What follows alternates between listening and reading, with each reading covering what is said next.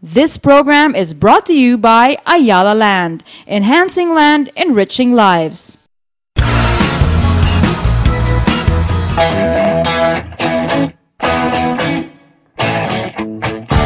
Isa lang ang condo unit sa One Rojas Triangle sa Makati City sa ilang properties ni Dr. Greg Pastor-Fide. Deep in the south of Texas, not so long ago. We can use this place na parang halfway house between our workplace and our residence. It has a beautiful view. If you look outside, it's very relaxing. And then the community, the people who are also in the other units, they're very nice. The service is very good. If you need to go to the hospital, Makati Med is just nearby. If you need to go to shopping center, a mall, it's also nearby. So accessibility for anything we need is within reach. It is a very ideal condo, especially if we have to leave. Say, for example, we feel very safe. The security is very good. Aside from being their midway home, it's really an investment they can enjoy along the way. I have gained the advantage of having those properties appreciated so many times that when I bought some properties during that time, it was right, you see, because the properties were much lower.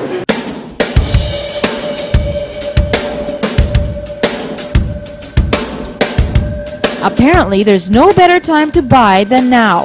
Interest rates are low, economy is doing better than expected, and OFW remittances are reaching record highs. That explains the boom in construction we're seeing right now. Buyers typically look for two things, okay? One is they want to have a great living experience. Some people would prefer to stay in the city and be close to all the action, or close to the retail and the office and all the activities that are happening around the city. There's some people who actually prefer to live in a suburban environment, where you build your own house in your own lot. The second one is people really look for value over time. When they buy a property, it is not just a place to live in, but typically they look for, what kind of value is this property going to have down the road.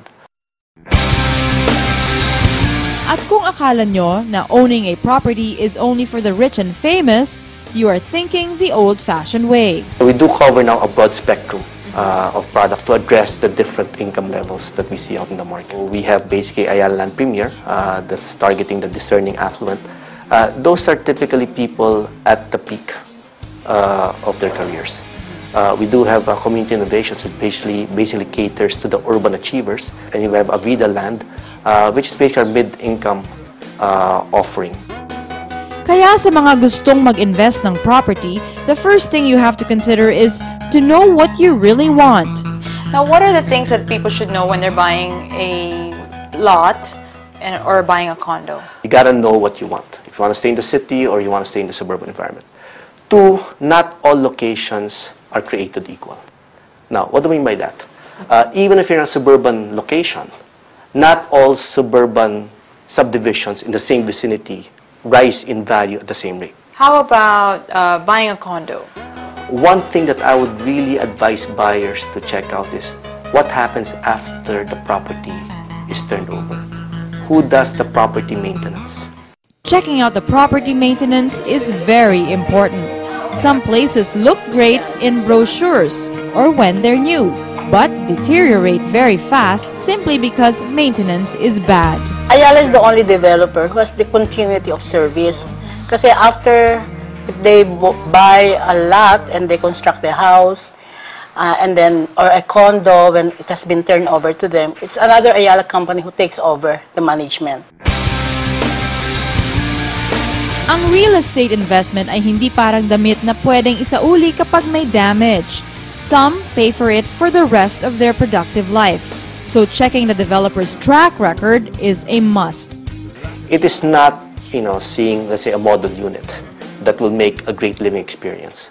You want to make sure that the developer, in terms of property maintenance, continues to be around long after the unit has been turned over to the buyer.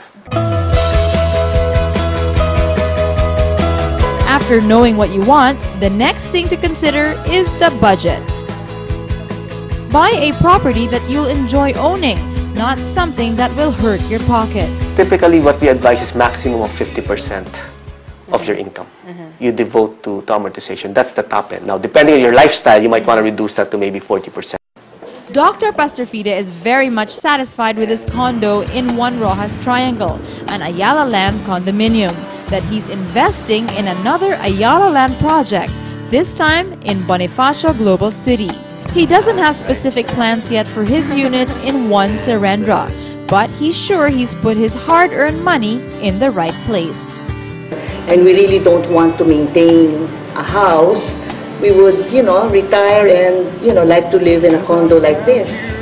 Never take anything just for the sake of buying something, It is something that we would like to keep and cherish.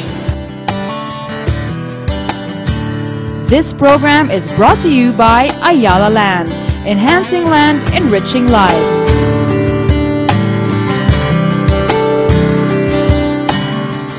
Thank you, Philippines, for staying up and watching UZ. And thank you to all our kababayans in TFC. Saan man time zone kayo naroroon. At salamat sa mga emails ninyo. Alam nyo, UZ is all about the ultimate Pinoy dream. Ang magkaroon ng sariling bahay sa maayos na Pilipinas. She is Daphne. And he's Ito. Good night and sweet dreams. I see a lot of books there. Marcos years, your collection of books. This was not deliberate. This has been so many, Many Marcos. Yes, somehow it was gathered and in there, and these are my real jewels. The real jewels of the real jewels of Imelda Marcos. It makes you smile and laugh. Right. Because you see, parang bakit ang sapatos naging decoration na it brings humor, it makes you happy, laugh. Then, ang maganda nito, kasi it's a joke. Tatawa ka kaagad. Papasaya ka. O, the negative, ginawa mo. Ano mo yung earrings? Yan. Earrings na may cute na sapatos. Of course. O, see? May sapatos na. Miski ang tenga ko, may sapatos na. O, you don't need precious stones. These are hindi man even ang stone ito. Iba-ibang cut, iba-ibang color. And I paste them together. Okay na, magagamit ko na.